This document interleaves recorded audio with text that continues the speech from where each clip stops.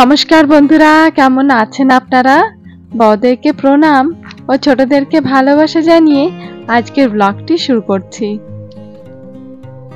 আজ হলো রোববার আর সকাল এখন 6টা মতো বাজে। প্রত্যেকদিন কাজে যাওয়ার জন্য ভোরবেলাটা উঠি তো, তাই সেই অভ্যেসে দাঁড়িয়ে গেছে। আজকে সাত সকালেই ঘুমটা ভেঙে গেল। ভেবেছিলাম ছুটি তো একটু সময় ঘুমাবো, কিন্তু মনে হলো যেন বিছানাখানা দু হাত তুলে এক ধাক্কা মেরে তুলে দিল।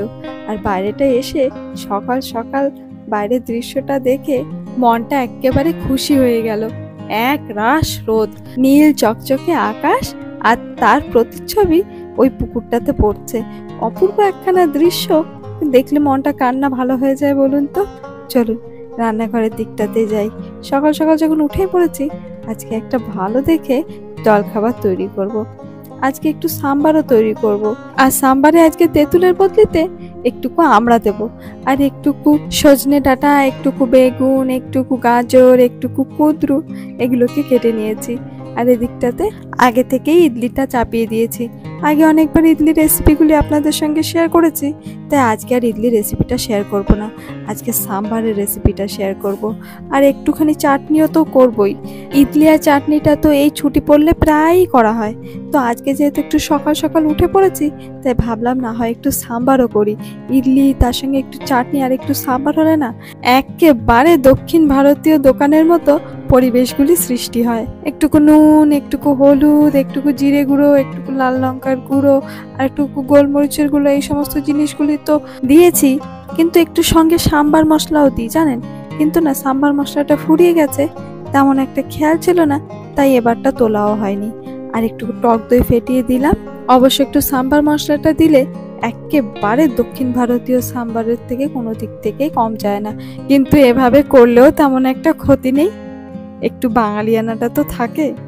এখন নামানোর আগে একটু ধনেপাতা কুচি। এই দেশি কচি ধনেপাতাগুলো আজকাল বাজারে বড্ড পাওয়া মুশকিল হয়ে পড়েছে জানেন। ওই সেদিন শনিবার দিনটায় বড় বাজারটাতে গেছিলাম রঙ্গতে, ওখান থেকে বেশ অনেকটা নিয়ে এসেছি। আর এদিকে ইডলিগুলো হয়ে গেছে, দাঁড়ান একটু ভালো করে সাজাই। এই যে চারিদিক থেকে ফুলের মতো করে ইডলিগুলি সাজালাম, আর মাঝখানে সাম্বারের বাটিটা, আর এই যে এক বাটি ভর্তি চাটনি বানিয়েছি। আর এই যে আর একজন ওর বাবার সঙ্গে ইডলি খেতে বসেছে। এমনি সময় তো ইডলি দিলে পরে এক থেকে বড় জোর বেশি হলে 2 কামড় দিয়েই অমনি ছিটকে পালায়। আজকে দেখছি ওর বাবার সঙ্গে বেশ ধৈর্য ধরে বসে একটু খাচ্ছে। একটু ভালো হয়েছে বোধ হয় বলুন। খেতে ব্যস্ত, বলার সময় নেই, তার মানে ভালো হয়েছে। একটু ঝাল তো হয়েছে, ঝাল। খাওয়ার সময় কথা বলেন।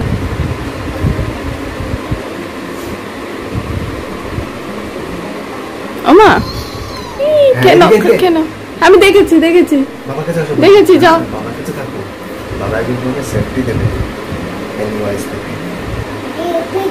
হ্যাঁ, আরামসে খাও।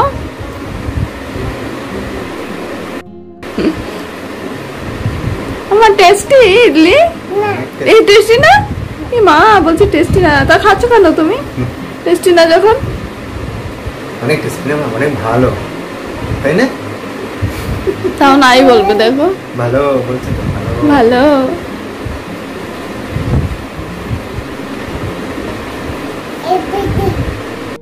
সকাল বেলাটা একেবারে আবহাওয়াটা কেমন ছিল দেখেছিলেন? প্রবল তেজে যেন সূর্য দেবতা হুঙ্কার দিচ্ছিলেন। আর এখন দুপুরটা নামতে না নামতেই এক নিমেষের মধ্যে গোটা আবহাওয়াটা পাল্টে এক মুষলধারে বৃষ্টির আকার নিল। আর এই যে বৃষ্টি শুরু হতে না হতেই 2 ভাই বোন এক লাফে বাইরে। ভালো লাগে না না আমার বৃষ্টি? ভালো লাগে? কি ভাবছো? ওই জল পড়বে, গায়ে গায়ে জল পড়বে, যাবে না যাবে না। ওই যে দাদা দুষ্টু করছে।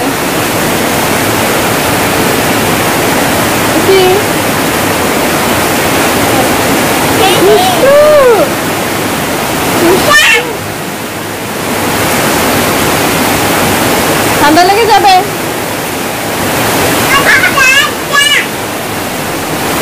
যায় না বাবা, ঠান্ডা লেগে যাবে।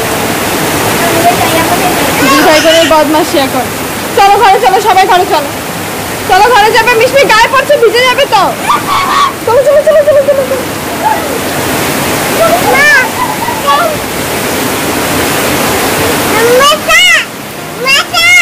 তাহলে বন্ধুরা আজকে ব্লগটি এ পর্যন্তই থাক। ব্লগটি কেমন লেগেছে কমেন্টে অবশ্যই জানাবেন। যদি ভালো লেগে থাকে তাহলে একটি লাইক করে দেবেন। দেখা হবে আগামী ব্লগে। ততক্ষণের জন্য ভালো থাকবেন, সুস্থ থাকবেন, সাবধানে থাকবেন। নমস্কার।